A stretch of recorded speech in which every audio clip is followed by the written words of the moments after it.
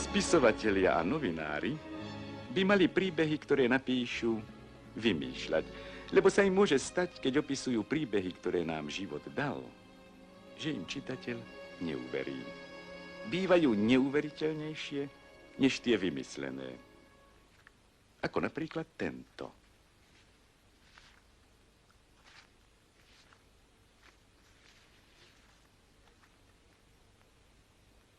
Rodina slávneho profesora botanika Juliusa Takáča z Budapešti, ktorý sa narodil kdesi na Horehroní, jeho otec tam bol hájnikom, prichádzala každý rok na 6 týždňov do kúpeľov.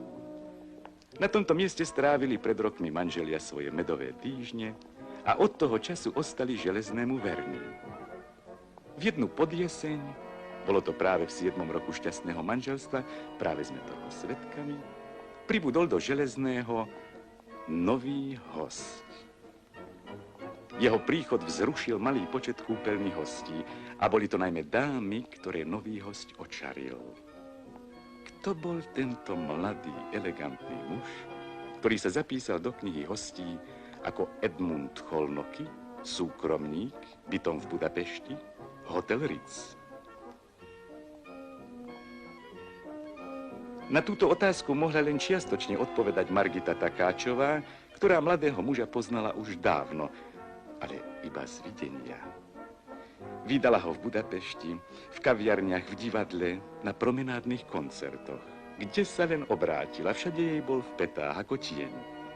Ale pani Margita, znepokojená a prestrašená jeho príchodom do železného, umlčala.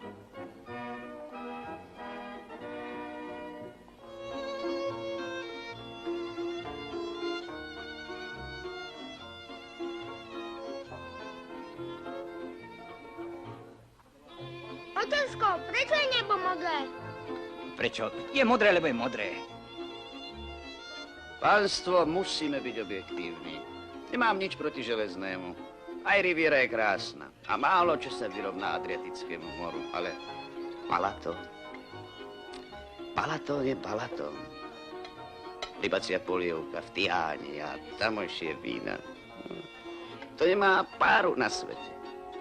V tejto sezóne tam koncertuje raz so svojou kapelou. Božská hudba. V božskej prírode. Pri božskom víne. Ak prežiť veľkú lásku, tak len pri Balatóne. Božská príroda. Hlúposť. Okolo Balatónu je asi 113 druhov rastlín a 8 druhov motýrov. Tu je dvakrát toľko. Zvončeky, podbele, šalvie, machy, chudôbky. A plesnivec, prosím, plesnivec. Kde to nájdeš pri Balatóne? Iba ak takých nočných motýlov, ako je tento pán z vitríny. Nočný motýl, to je aký motýl? Nevypýtuj sa stále. Veď vidíš, že otecko večeria. Len ho nechaj. Nech sa dieťa pýta, ak sa má čo sa naučiť. Nočný motýl je taký motýl, ktorý poletuje v noci. Keď poriadni ľudia spia, tak. Otecko, ako môžeš tak hovoriť? Lebo nemám rád hlúposti. Tento môži, ja som tak dobrý ako rác. A je len na smutanie určite lepšie ako rybacia polievka. Ľuďom tečú pri nej slzy a myslia si, že jedia boské jedlo. Premáhajú sa a nechcú si priznať, že okrem papriky necítia nejakú chuť. A kúpeľná láska vydrží jednu sezónu. Ak vydrží.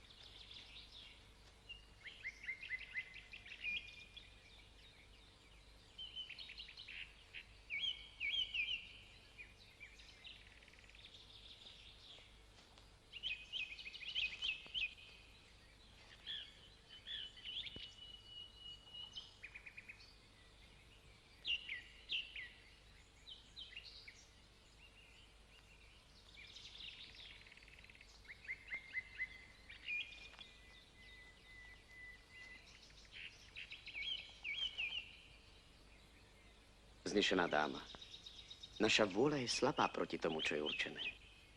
Alebo je to zázračná náhoda, alebo je to sila osudu, že sme sa stretli práve v týchto horách. Práve v týchto krásnych kúpeľoch. Náhoda? Aká náhoda? Aký osud? Nerozumiem. Chápem a obdivujem váš jemný mrav. O tom je toto stretnutie vzácnejšie, madam. Predsa ma poznáte, madam. Vášmu krásnemu zraku nemohlo uniknúť, že sa už dávnejšie usilujem priblížiť sa k vám. Asi sa mýlite, vážený pane. Ja som vás nikdy v živote nevidela. Nie, nemýlim sa. Ako by som sa mohol mýliť? Už dlhé 3 roky vás poznám. Stali ste sa mojím osudom.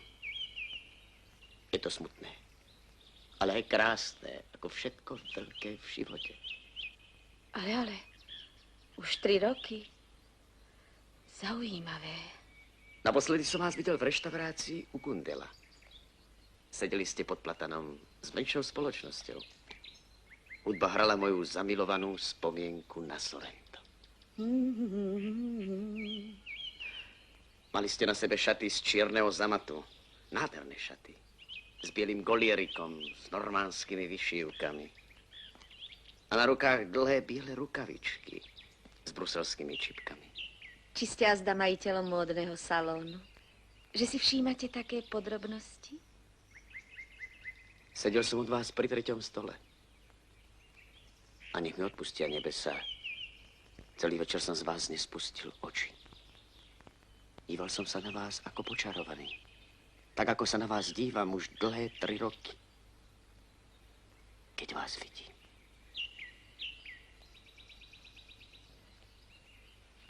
Netajte to. Viem, že ste cítili môj pohľad na sebe.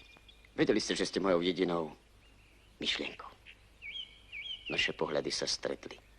Preto sa vám pohár v ruke zatriasol a víno sa vám vylialo na tie nádherné šaty.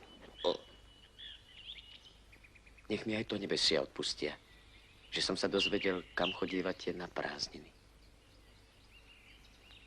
Opustil som asfalt veľkomesta. Parkety, žiaru, elektrických lámp, v kluboch a na bulvároch. A musel som prísť sem za vami. Sem do divokých hôr, poháňaný veľkou láskou k vám. Bože môj, čo odo mňa chcete?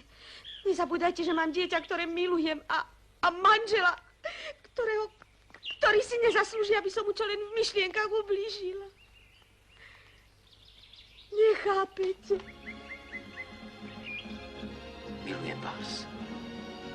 A nemôžem bez vás žiť. Viem, že na vašu lásku musím čakať, ale viem, že už dlho čakať nebudem.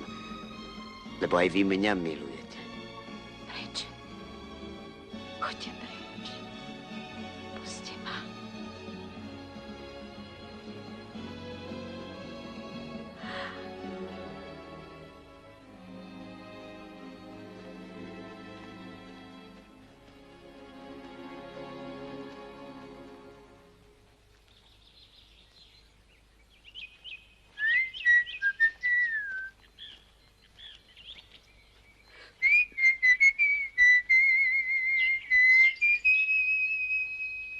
Selix Caprea. Selix. Selix Caprea. Tak, áno. Aha. Áno. A Selix Narcissus. Narcissus. Zaujímavé. Toho roku akoby listie bolo o nepoznanie blečie. O nepoznanie. Ono sa to vlastne ani nedá spozorovať. Je to vlastne vždy všetko jednaké. Človek nič nemôže spozorovať.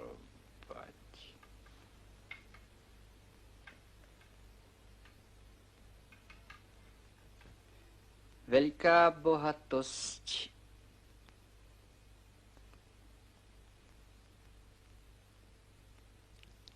kvetenstva.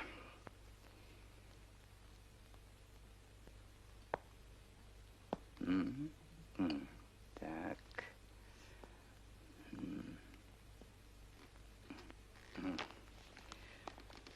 Pozri sa, Zlatko moje. To je exemplár. Jedinečný lopúch. Mohlo by sa povedať lopúch kráľovský. Čo je na tom zvláštne? Obyčajný lopúchový list. Nie je lopúch ako lopúch.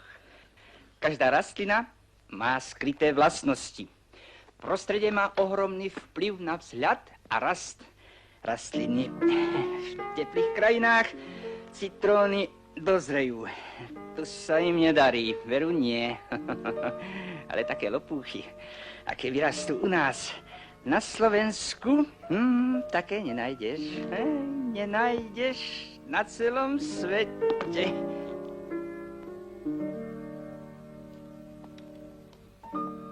Lopúch.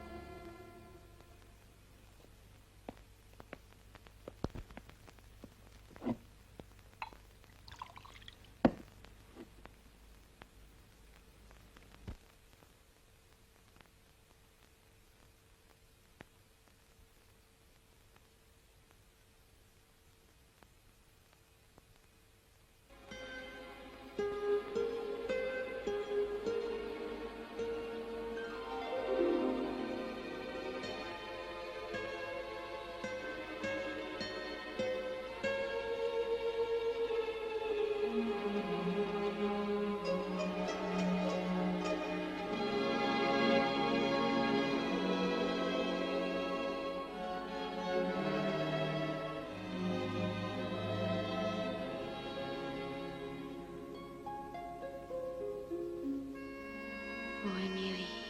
Ma chérie.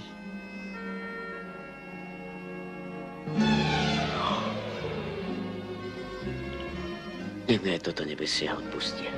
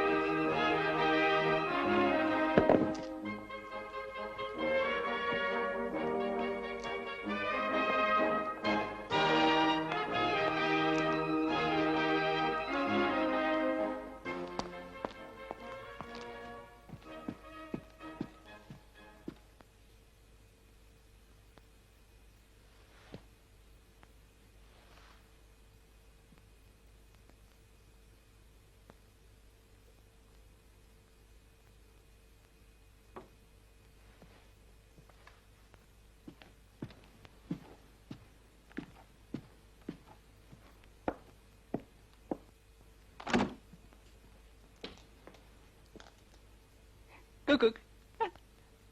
Pozri. Pozri, čo som ti priniesol. Myšičku, Haha, nie. Motýla. Pozri. daj mi ho. Ale dostaneš ho až po obede, keď sa pekne napapáš. Joj. Ukáž. Nožtek máš špinavý. Fúkaj. Dobre. Kde je mamička? Kde je mamička? Odišla. Odišla? A s kým? S tým pánom z vitriny. S pánom z vitríny?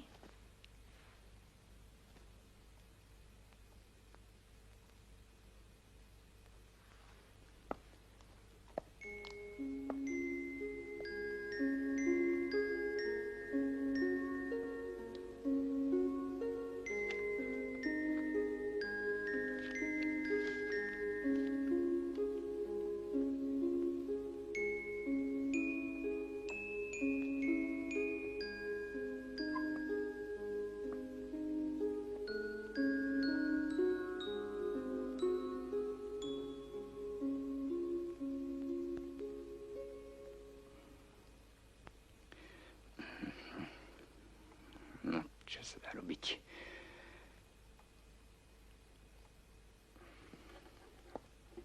Že by som ju nedostatočne poznal? Nie. Ako odišla, tak sa jej vráti. Možno o rok, ako lastovička. Možno ešte tento rok, ako poštový holub.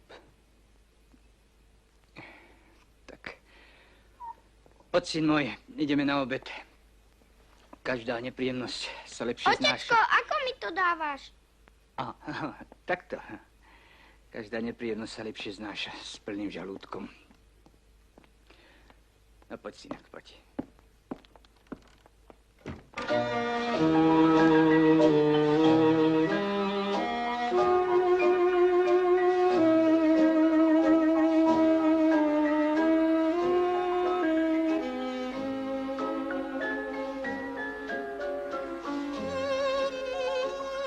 Je to víno božské.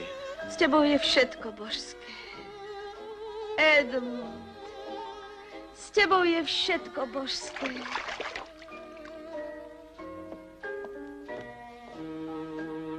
Edmund, kde sa to díváš? Tak sa mi zazdalo, že som ju už niekde videl. Sú mi akési známe. V mojej prítomnosti sa nemáš čo dívať za inými ženami.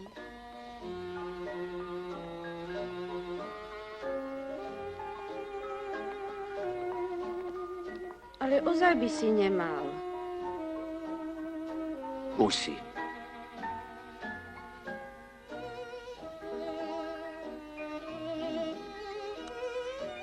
Ako inak si uvedomím, čo za poklad mám v tebe.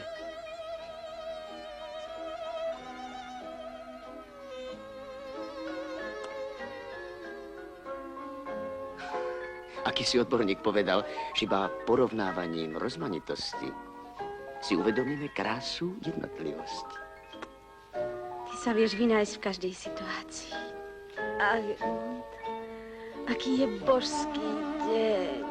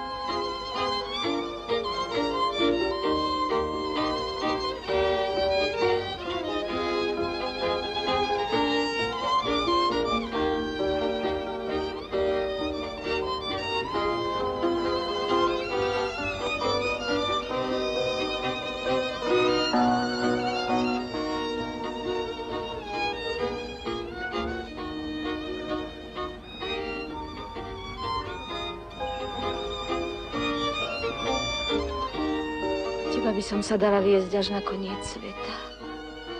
Keď som s tebou, ako by zastal čas. Aj mne sa tak zdá, ako by som ťa poznal celú večnosť.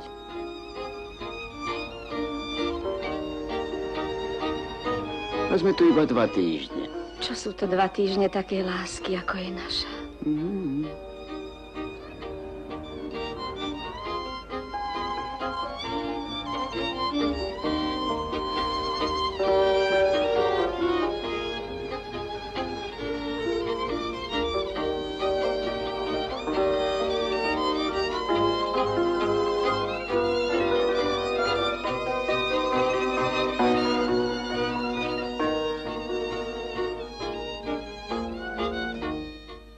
Má studené nohy. Skrývam Tlačíš si ma. teba. Objíma mocnejšie. Nemáš ma dosť rád. Na takú veľkú lásku nemám dosť síl. Som akýsi vyčerpaný. A z čoho, prosím ťa? O, ty čo? Veď všetko prežívame spolu. Ja som čerstvá ako rybička.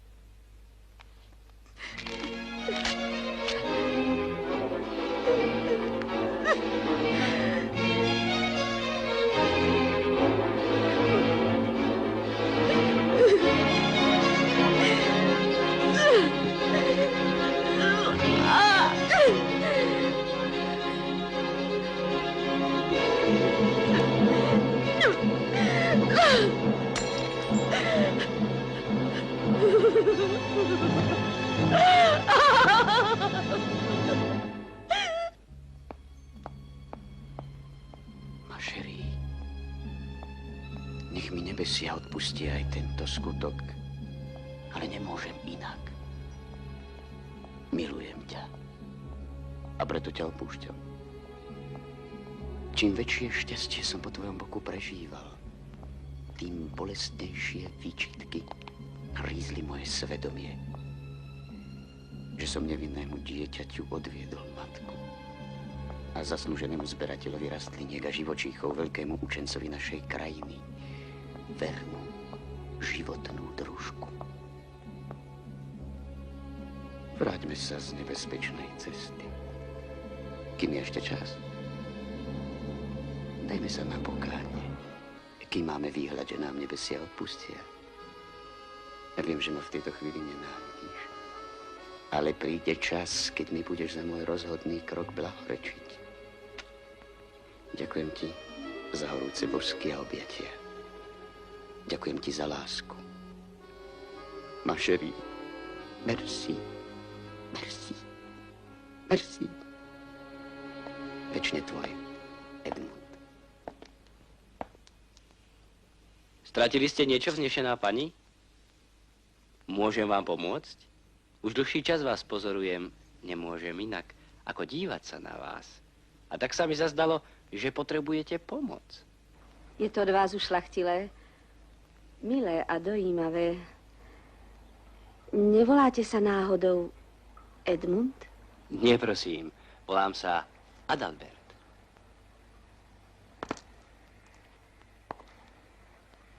Povedzte, Adalbert, ľúbim sa vám? Nebesá sú mi svedkom, že som krajšiu a žiadostivejšiu ženu ešte nevidel. Poznala som jedného, ktorý vždy prosil nebesia za odpustenie a vy ich privolávate za svedka. Pekné. Povedzte, Edmund, aký čas by ste chceli so mnou stráviť v šťastnej láske? Večnosť. Večnosť? A ak sa vám lepšie páči meno Edmund ako Adalbert, veľmi ochotne si ho vymením. Veď Edmund a Adalbert, veď je to skoro jedno. Pravda, že jedno. Nočný motýl. Hlupák, aký si mi mátoha! Ty modrý! Madame, ja som predsa... Adalbert! Prestaňte! Ste sa zmýlili! Dávaš ty! Prisám, že som Adalbert!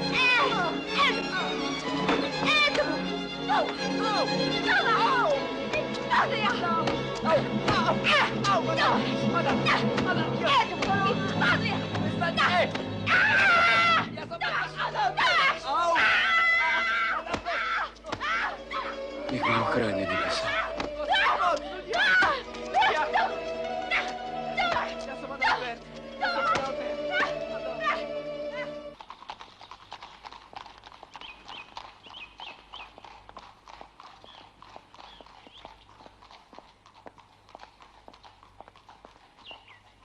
Bože môj, už sú doma.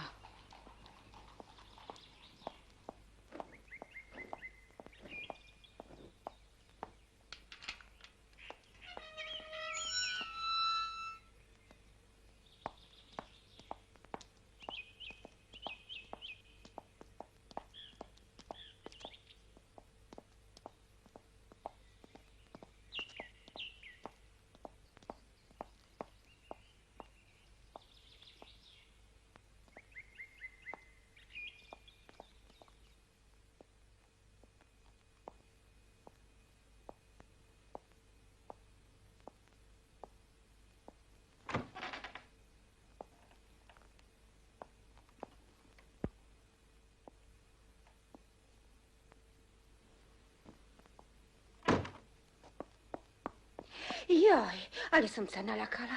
Milostivá pani, už ste sa vrátili. A ja som si myslela, že prídete až na koniec sezóny. Ale prišlo mi náhle čosi vykonať urodiny v Debrecíne, tak som odišla skôr.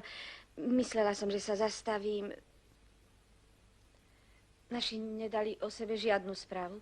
Ako by nie, pán profesor, napísali, ako vždy. Máme sa dobré, ako vždy. Ja, moja žena, aj syn.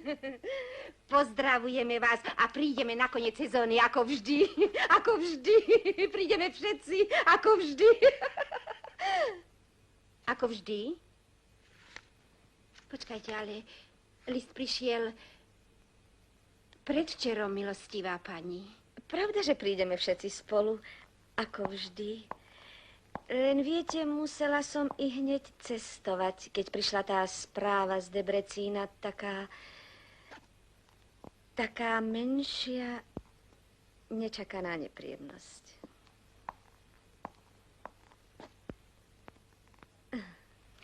Prišlo to tak zrazu, no nečakane. Každá nepríjemnosť je nečakaná, milostivá pani.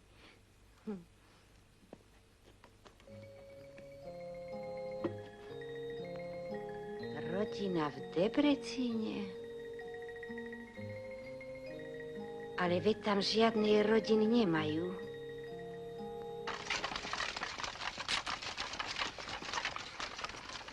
No.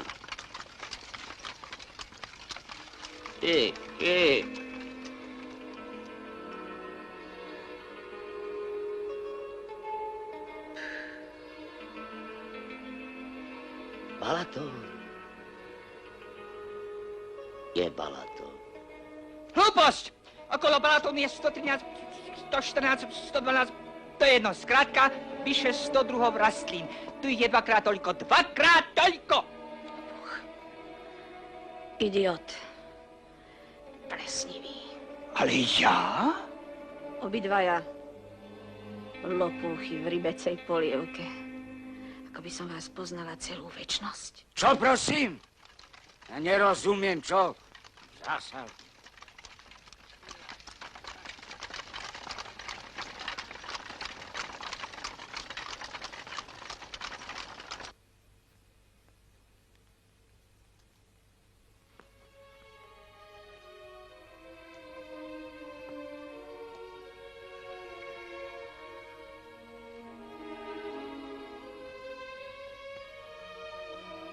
No prosím, vrátila sa. Čo som povedal? Vrátila sa ako poštový holub. A musíme ju primerane privítať, prichystať príjemné prekvapenie.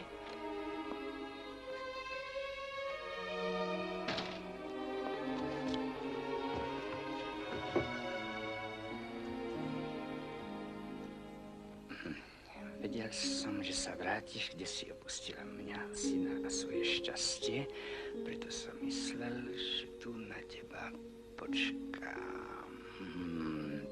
Tak.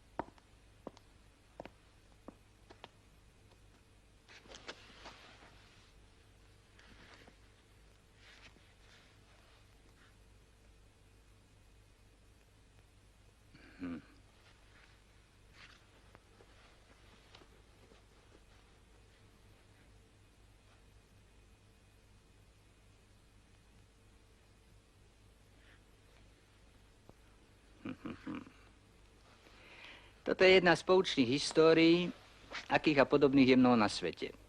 Na rozdiel od tejto sa v niektorých manžel skutočne obesí. V našom prípade sa to nestalo. Lebo podvedený nemusí byť vždy hlúpejší než podvádzajúci. Čo poviete?